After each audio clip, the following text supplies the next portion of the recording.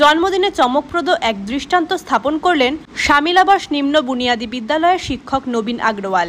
নিজের জন্মদিনকে ঘিরে আলাদা কোনো ব্যক্তিগত আয়োজন না করে সেই বিশেষ দিনটি তিনি কাটালেন নিজের বিদ্যালয়ের ক্ষুদে পড়ুয়াদের সঙ্গে।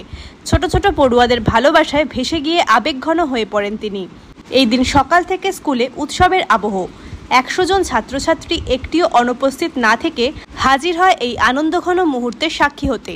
শিক্ষক নবীন আগরওয়াল নিজ হাতে কেক কেটে খাওয়ান বাচ্চাদের। অন্যদিকে ছোট্ট ছোট্ট পড়ুয়ারাও তাদের প্রিয় শিক্ষককে নিজের হাতে তৈরি করা কার্ড ও ছোট উপহার দেয়, যা দেখে চোখে জল চলে আসে শিক্ষকের। এছাড়াও শিশুদের নাচ আরও অনুষ্ঠানকে সুন্দর করে তুলেছে।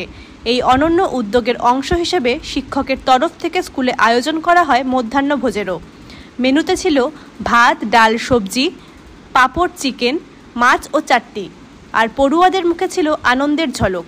বর্তমানে যখন সরকারি বিদ্যালয়ে পড়াশোনার মান নিয়ে অনেক কথা উঠে আসছে, পড়ুয়া দিন দিন কমছে, সেখানে এনার উদ্যোগ সত্যি প্রশংসার যোগ্য।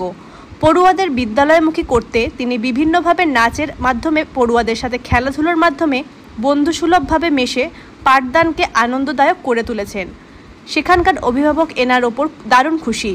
তিনি প্রচারবিহীনভাবে এটা করে এসছেন। শিক্ষকের এই মানবিক উদ্যোগ অনুপ্রেরণা হয়ে উঠেছে আরও অনেকের জন্য। একটি ছোট্ট স্কুলের মধ্যেও যে বড় মনের দৃষ্টান্ত গড়ে তোলা যায় তা প্রমাণ করলেন নবীন আগরওয়াল।